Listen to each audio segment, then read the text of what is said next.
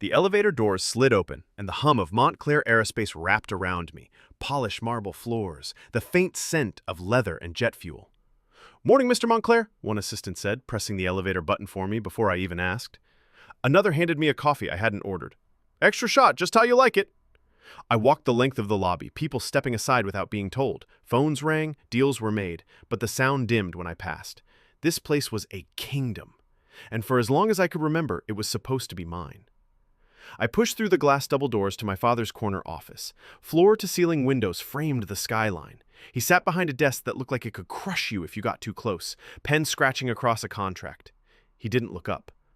"Roman." Not a question, not even a hello, just my name, like he was checking me off a list.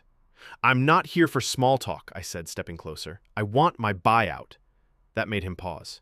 Pen down, eyes up, sharp, calculating. "You have everything here," he said. "A future, security, my name.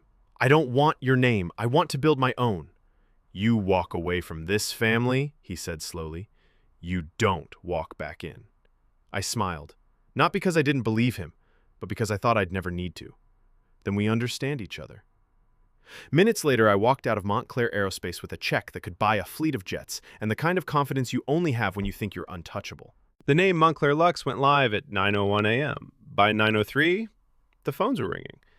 My office sat on the top floor of a glass tower in the financial district, all sharp edges and shine, a glass desk the size of a car hood, floor-to-ceiling windows with a skyline view that made the city look like it belonged to me.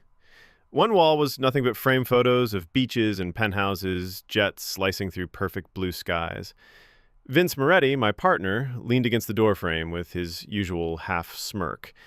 We met in Monaco 3 years ago, him with a glass of scotch in one hand, a billionaire's daughter on his arm. Vince had connections in every port worth docking in, and the kind of confidence that made people hand over their credit cards without asking about the fine print. "Just got off of the St. Regis in Bora Bora," he said. "They're in. 2-week exclusives, Montclair Lux clients only." "Lock it in," I told him, sliding my pen across the contract in front of me. Every deal felt like a win. Resort partnerships in the Maldives, jet charters for celebrities, penthouse buyouts for entire weekends. My inbox was a gold mine, my calendar was stacked, and every day felt bigger than the last. Somewhere across town, Madison would be stretched out on our marble kitchen island in her silk robe, flipping through a magazine she didn't plan to read. She'd text me soon, something about champagne for tonight or which watch I should wear. From the street below, the city moved like it always had. But up here, I was untouchable. The elevator slid open, straight into the condo. Late afternoon light spilling across marble, so polished it almost hurt to look at.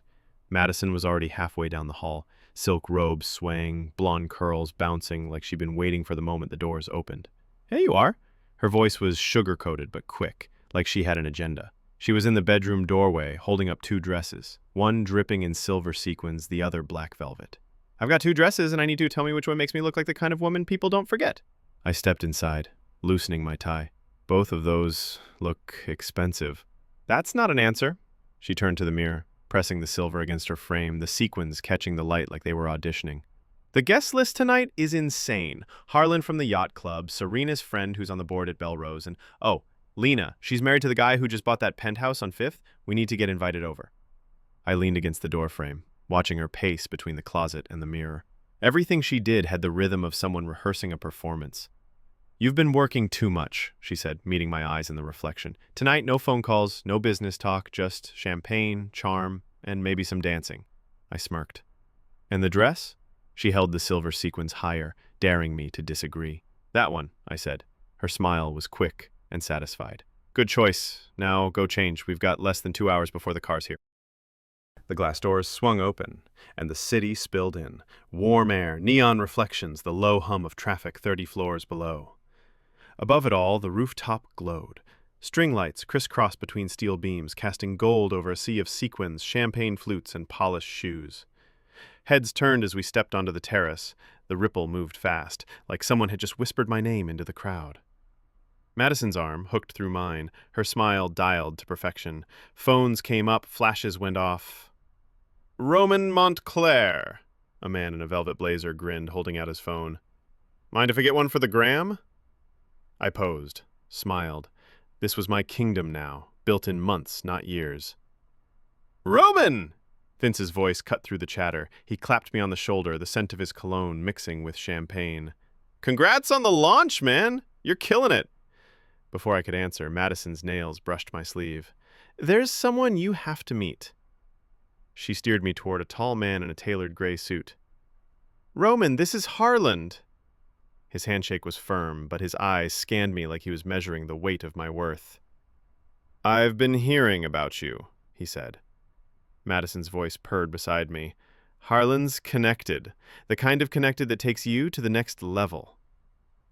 I nodded, but something about him scratched at the edges of my instincts. The music kept climbing, the drinks kept pouring, and the skyline felt close enough to touch.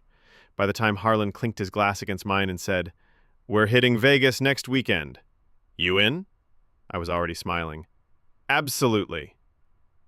Somewhere in the back of my mind, the smallest voice whispered, This is exactly how people lose everything. Roman's probably on some beach right now, drinking champagne out of a crystal flute. Meanwhile, I'm here, 11 p.m., hangar floor cold enough to freeze your bones, torque wrench in hand. Dad's in his office, lights still on. He doesn't say it, but I know he's waiting for news that'll never come.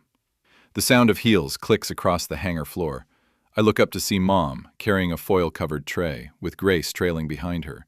She's bundled in one of Dad's old flight jackets, smiling like she's trying to warm the whole room.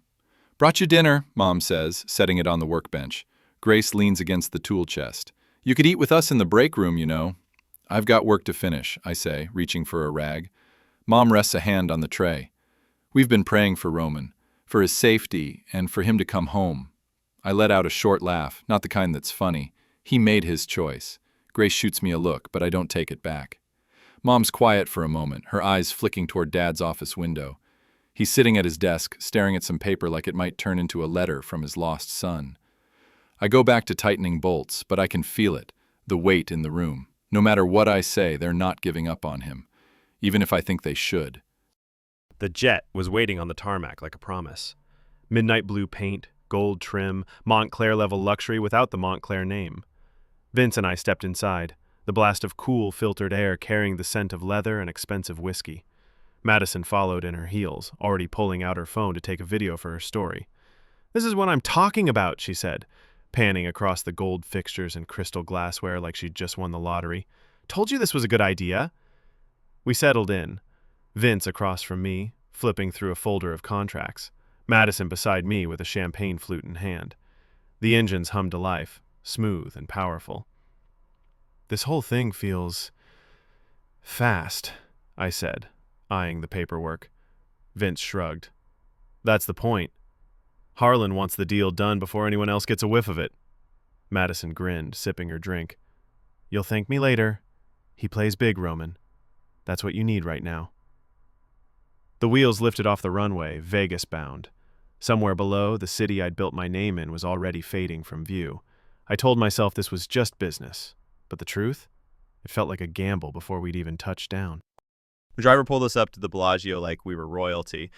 Madison stepped out first, soaking in every second like the flashing lights were meant for her. I followed, already clocking the marble floors, the way the chandeliers dripped light like liquid gold. Vegas was loud, but in here, it was all hushed luxury. A concierge in a suit that probably cost more than my first car greeted us by name and led us straight to the elevator. No check-in line, no waiting. Harlan's people had made sure of that. The suite? Yeah, it was ridiculous. Floor-to-ceiling windows overlooking the strip, a full bar stocked with bottles I couldn't pronounce, and a bedroom that looked like it belonged on the cover of an architecture magazine. I dropped my bag on the bed. Not bad, I said. Madison turned, the skyline lighting up her reflection in the glass. Not bad? She laughed. Roman, this is exactly the life we should be living. We hit the rooftop pool before sunset. Warm air, a view you couldn't buy unless you could. A waiter brought us champagne before we even sat down. Madison leaned back on the lounger, shades hiding her eyes. You know Harlow's going to be watching you tonight, she said. This deal, it's not just about money. He needs to see you're serious, that you belong in his circle. I took a slow sip. I thought the point was to invest, not audition. She tilted her head at me. In his world, it's both. Trust me. Impress him tonight, and this could open every door we've been trying to get through. The sun dipped lower, shadows stretching across the water. By the time we went back upstairs, the whole city was glowing. Madison disappeared into the bathroom with a garment bag. When she came out, that black dress clung to her like it had been sewn in place. I adjusted my cufflinks in the mirror. You ready? She smiled like she'd been ready since birth. Let's make this the night that changes everything. The maitre d' led us through a maze of crystal chandeliers and white tablecloths until Harlan came into view. He was at the center table like he owned the place, jacket slung over the back of his chair, one arm draped lazily over the side. "Roman," he said, standing to shake my hand. "Glad you made it." Vince slid into the seat beside him. Madison and I took the ones across. She crossed her legs, gold silk catching the light, and leaned in just enough to let him know she was listening. Dinner was fast. Lobster tails, champagne, signatures on paper that would either make me rich or bury me alive. Madison's fingers tightened on my knee under the table when the last page slid across. Harlan smirked, leaning back. Now the real fun starts. He reached into his pocket and set a small white pill in front of me. "Take the edge off," he said. Madison's voice was low, playful. "Come on, Roman. One night to enjoy what you built." Vince didn't say a word, just watched, a hint of a grin like he already knew the answer. I tipped it into my palm and swallowed. The night after that came in flashes. Blackjack tables under blinding lights. Harlan at my shoulder, whispering, "Double it, trust me." Madison kissing my cheek after a win, urging me to push more across the felt. Vince laughing from somewhere behind me. The chips felt lighter than air until they were gone. 500,000 vanished.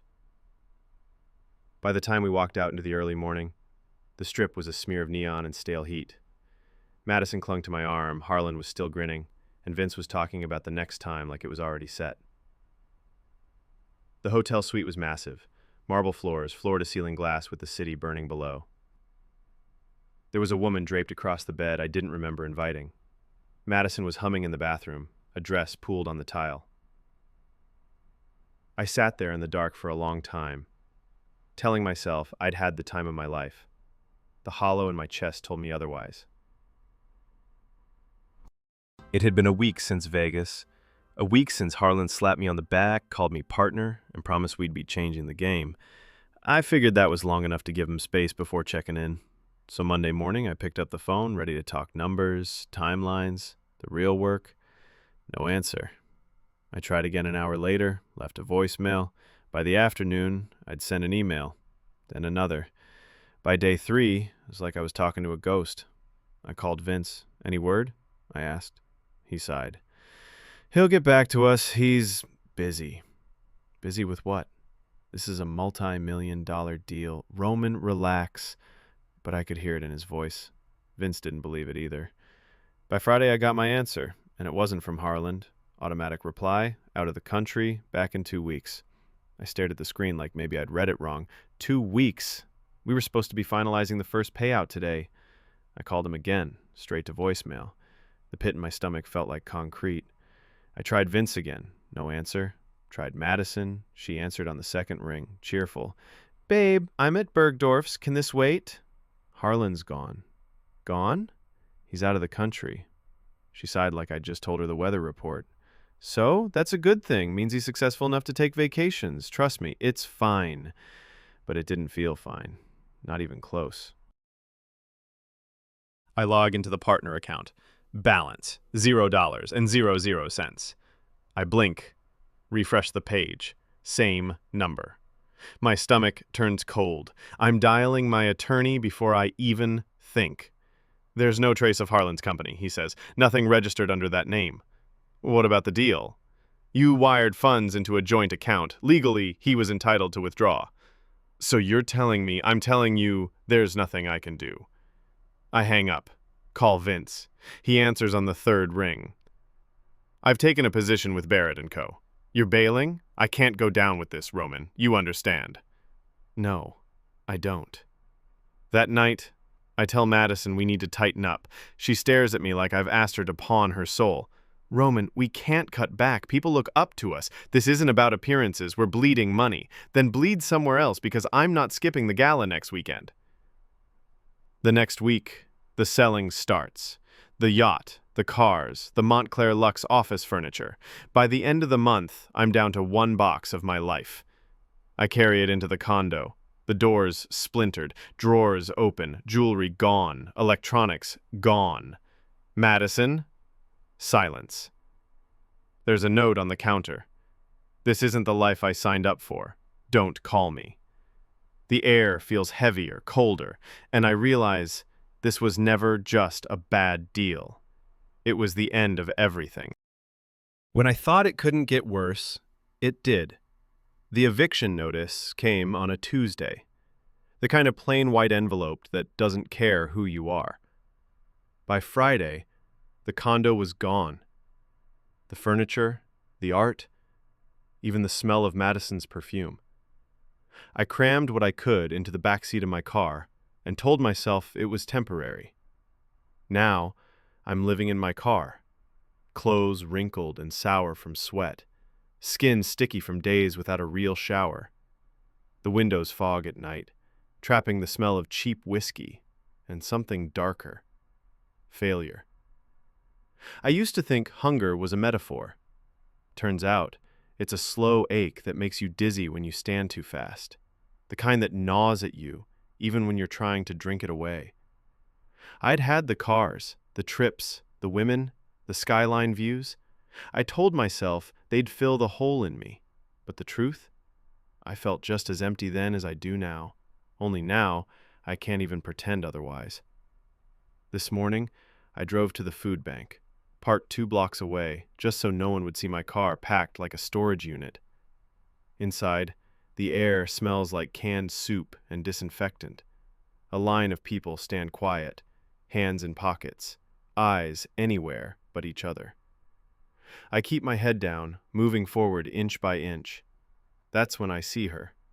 Dark hair pulled back, sleeves rolled to the elbow, handing out bags of groceries like they're worth more than gold. Anna. She looks up at me, and for the first time in months, someone's eyes don't hold pity. They hold something else, something I don't have a name for yet.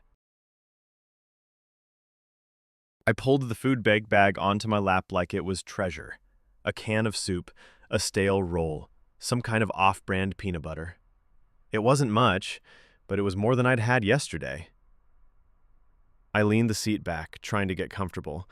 The lot was quiet except for the buzz of a street lamp and the occasional rumble of a car passing in the distance.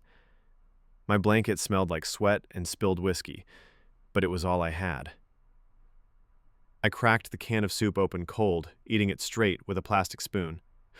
The broth was thick, salty, and metallic, but it kept the hunger from chewing through me. Then, bang! A fist slammed against my window, rattling the glass. Before I could react, the door jerked open. 2 guys, hoods up, faces shadowed. "Out!" one of them barked. I froze. The other one was already leaning into the passenger side, rifling through the bags piled there. They moved fast, too fast. Clothes, my jacket, my duffel with the last of my things, even the food I'd just gotten. One of them grabbed the blanket from the back seat. "Come on, man," I said, my voice cracking. They didn't care. A minute later, they were gone, disappearing into the alley without a word. I sat there, in the dark, the seat cold against my back, my hands still holding the spoon like I didn't know what to do with it. The car was still mine. Everything else was gone. I didn't sleep. Not after last night. Every time I closed my eyes, I saw their hands grabbing my things, stuffing them into bags like it was nothing. Like I was nothing. The sun was already burning through the windshield by the time I sat up. My neck ached from sleeping half upright. My mouth was dry, my stomach hollow and restless. No blanket, no food, no clean clothes, just me, my car, and a smell I couldn't escape. I thought about the maids who used to work in my parents' house when I was a kid. They had their own rooms, 3 meals a day, a steady paycheck. My dad always made sure they were taken care of.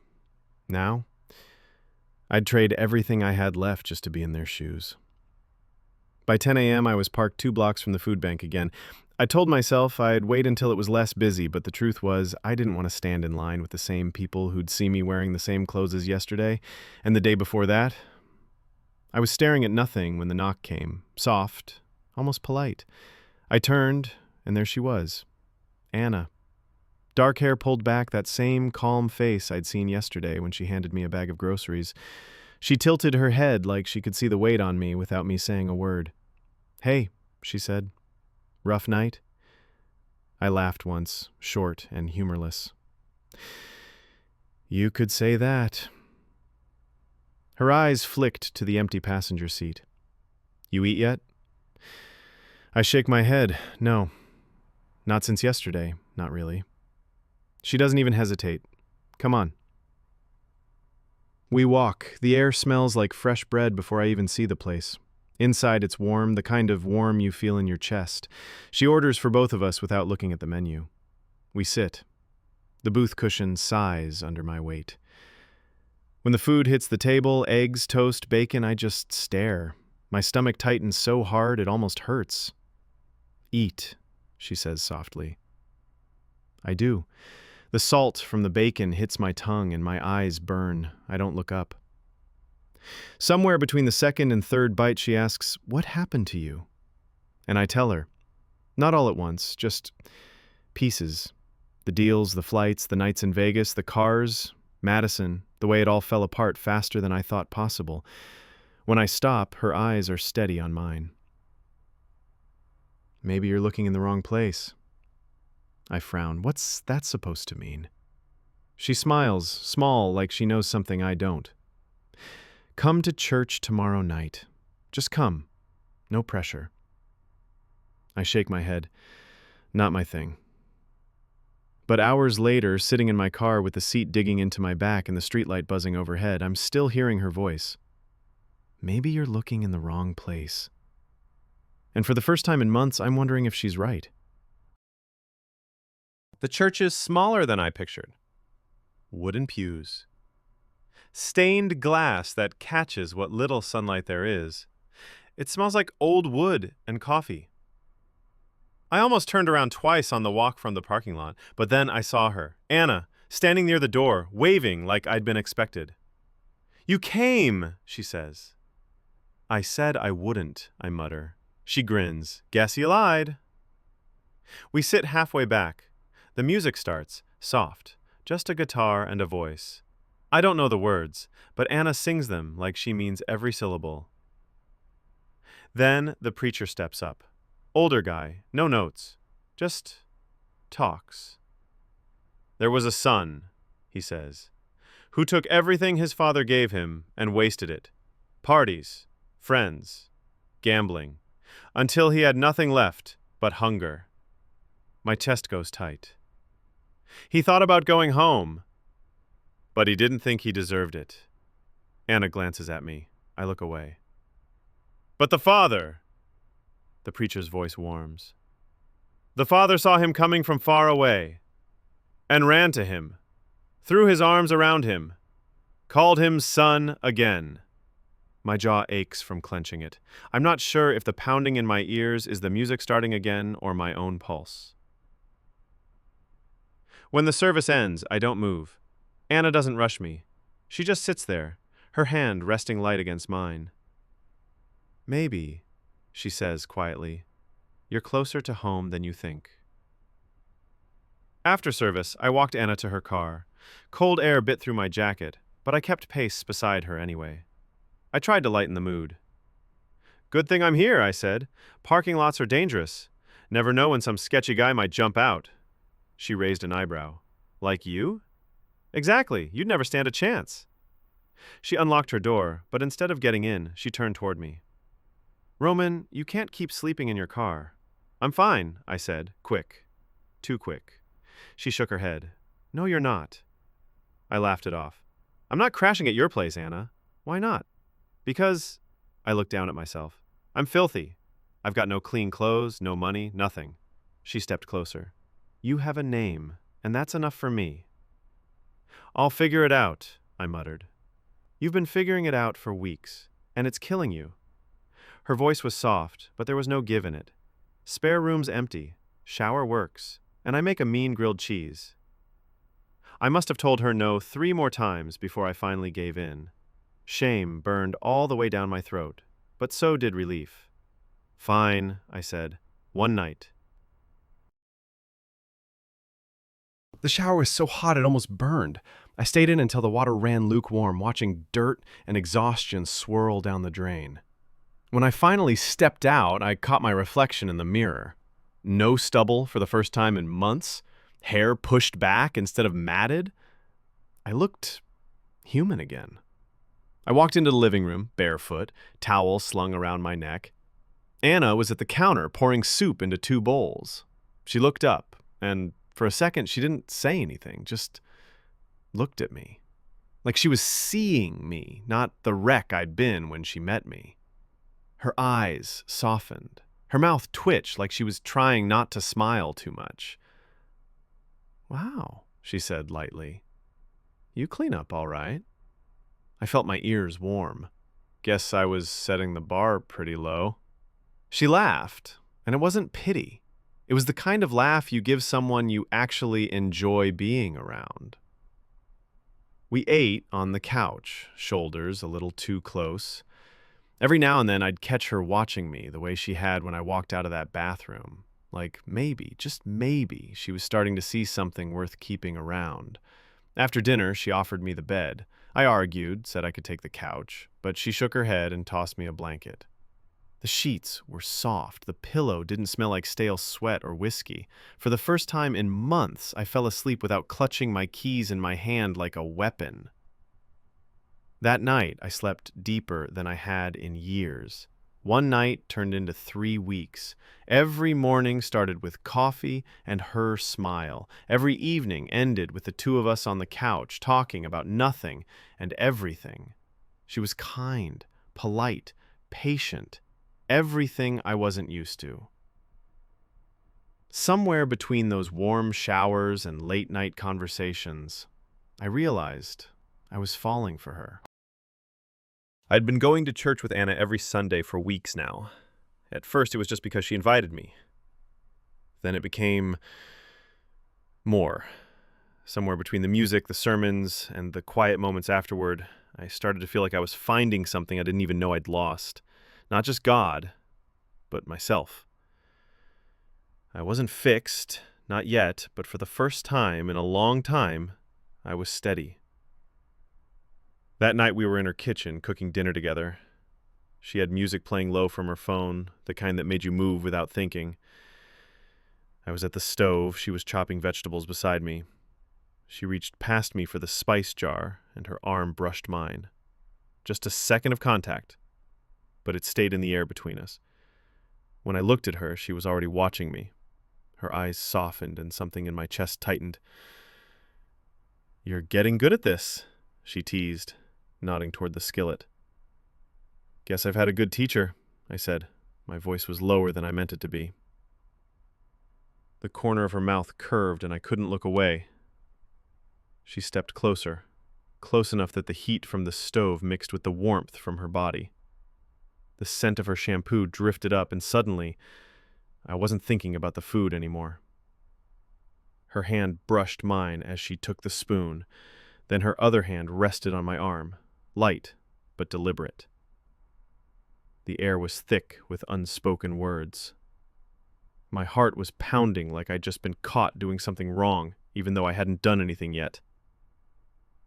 She looked up at me, and for a second I leaned in, close enough to feel her breath, close enough to imagine how easy it would be to close the gap. And then I stopped. I stepped back, the space between us cooling instantly.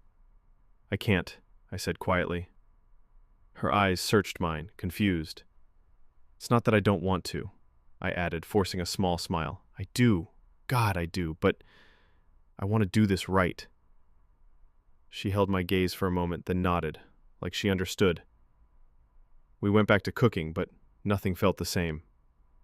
The shift was still there, only now it was wrapped in something bigger than both of us. It was late, and Anna had already gone to bed. I was sitting in her living room, lights low, staring at the black screen of the TV, thinking about how far I'd fallen, thinking about how far I'd come back. The truth was, I didn't deserve her kindness. Didn't deserve the warm bed, the home-cooked meals, the way she made space for me in her life without asking for anything in return. But she gave it anyway. I had been praying lately. Not fancy, not perfect, just talking to God. And every time I did, one thought kept coming back. It was time to go home. The next morning, over coffee, I told her, "I need to see my dad," I said. Her eyebrows lifted, but she didn't say anything right away. I left things wrong. I was arrogant, reckless, and I blamed him for everything. But he's my father, and I think... My throat tightened. I think I'm ready to make it right. Anna set her mug down and reached for my hand. "Then let's go," she said simply. We drove the next day. The city skyline gave way to long stretches of road, then to the gates of Montclair Estate. My heart was pounding so hard I thought it might crack my ribs. When I walked inside, my dad was there, standing in the foyer like he'd been waiting. I didn't have a speech, didn't have a plan. The only thing I could manage was, "I'm sorry." For a second, he didn't move. Then he crossed the room and pulled me into a hug. Strong, solid, the kind of hug that said, "You were gone, but you're still my son." Behind me, I heard Anna clear her throat softly. I turned, gesturing toward her. "Dad, this is Anna. She's the one who found me when I had nothing."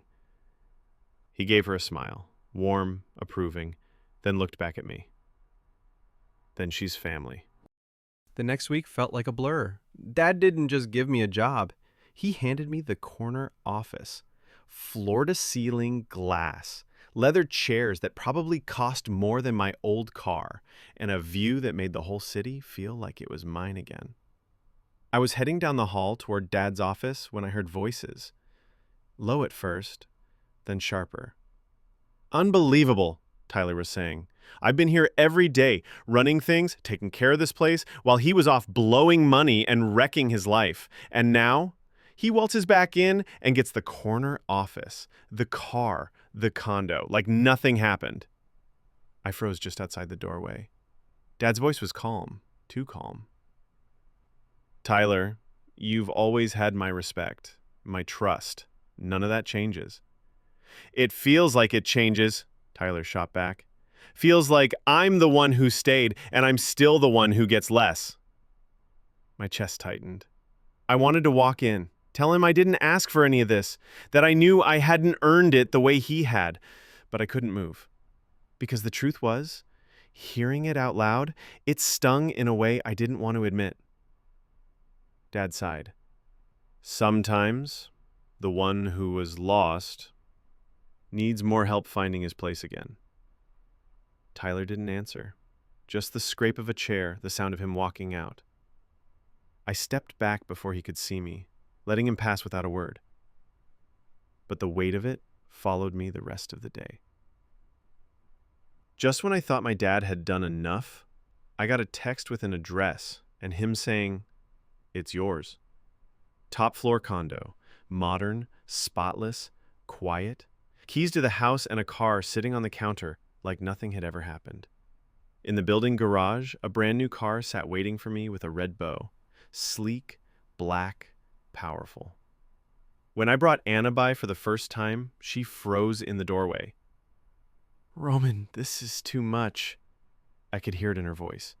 The disbelief, maybe even a little worry. I set the bags down and crossed to her. "It's not too much if you're here. I want you to share this with me. You deserve it." Her eyes softened, but she still shook her head. "You don't have to." "I want to." That night, after she left, I couldn't stop thinking about how she'd looked. standing there in my living room with the city lights behind her, not impressed, not dazzled, just her. The kind of woman who would have sat with me in my car when I had nothing, and did. 2 days later, I walked into a jewelry store, not to browse, not to see what they had. I knew exactly why I was there. It was time to find the ring. I'd just left the jeweler, the small velvet box, burning a hole in my pocket. All week, I'd been rehearsing what I'd say to her, how I'd tell her she wasn't just the woman who helped me get back on my feet. She was the reason I wanted to stay standing. Dad had invited everyone over for dinner, said it was a family night. I knew what I wanted it to be. Anna stood in the doorway of my condo before we left, running her fingers over the marble counter like she still couldn't believe it was real. "It's too much, Roman," she said. "You don't need all this." I stepped closer, brushing her hair back. "I don't need any of it without you. You deserve the best, and I want to share it with you." At the table, Dad smiled more than I'd seen in years. Tyler tried, but the air between us still carried the words I'd overheard. I told myself we'd fix that, eventually. After dessert, I pushed back my chair. My heart was pounding harder than it did the day I signed my first deal. I stood, turned to Anna, and dropped to one knee. Her eyes went wide.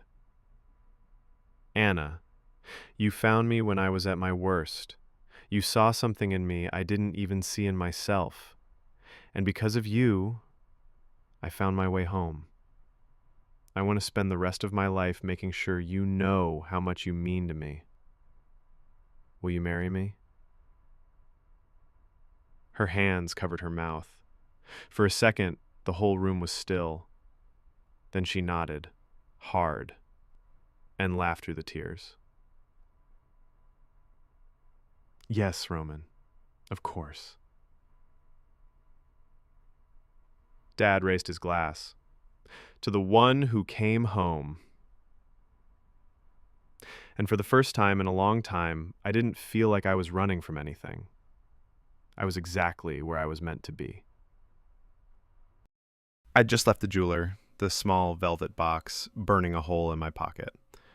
All week, I'd been rehearsing what I'd say to her, how I'd tell her she wasn't just the woman who helped me get back on my feet. She was the reason I wanted to stay standing. Dad had invited everyone over for dinner, said it was a family night. I knew what I wanted it to be. Anna stood in the doorway of my condo before we left, running her fingers over the marble counter like she still couldn't believe it was real. "It's too much, Roman," she said. "You don't need all this." I stepped closer, brushing her hair back. "I don't need any of it without you. You deserve the best, and I want to share it with you." At the table, Dad smiled more than I'd seen in years. Tyler tried, but the air between us still carried the words I'd overheard. I told myself we'd fix that, eventually. After dessert, I pushed back my chair. My heart was pounding harder than it did the day I signed my first deal. I stood, turned to Anna, and dropped to one knee. Her eyes went wide. "Anna, you found me when I was at my worst. You saw something in me I didn't even see in myself. And because of you, I found my way home. I want to spend the rest of my life making sure you know how much you mean to me. Will you marry me?" Her hands covered her mouth. For a second, the whole room was still. Then she nodded, hard, and laughed through the tears. "Yes, Roman. Of course." Dad raised his glass. "To the one who came home." And for the first time in a long time, I didn't feel like I was running from anything. I was exactly where I was meant to be. Epool. Worth the wait. The wedding day felt like a dream I didn't want to wake from. Sunlight poured through the chapel windows as I stood, waiting, my heart pounding in my chest. Then she appeared. Anna, walking toward me in a dress that seemed made from light itself. Every step she took felt like the answer to every prayer I didn't know how to pray back then. I don't remember much of the vows, only her hand trembling in mine when she said, "I do," and the way her eyes locked on mine like there was no one else in the world. That night, it was just us. The city lights flickered through the windows of our new home, and she stood there smiling, the same way she had the first day I met her, like she could see past every mistake and still want me anyway. I stepped close, my fingers brushing her cheek, and kissed her. Slow, deep, the kind of kiss that erases years of emptiness in a single breath. It was our first real kiss, and it felt like coming home. Following God's plan. It was worth the wait. Every night I slept in my car. Every bad decision, every tear I swore no one would see, it all led me here. To her. And more importantly, to him. They say some stories are too good to be true, but mine, it's proof that the best ones are real. When you're willing to come home. Because no matter how far you've run, no matter how much you've wasted, no matter how broken you think you are, there's still a place for you at the table. I learned that the hard way. But I also learned it's never too late to turn around. It's a truth as old as time, one I'd heard my whole life, but never felt in my bones until I lived it. There was a man who had 2 sons. The younger one said to his father, "Father, give me my share of the estate." So he divided his property between them.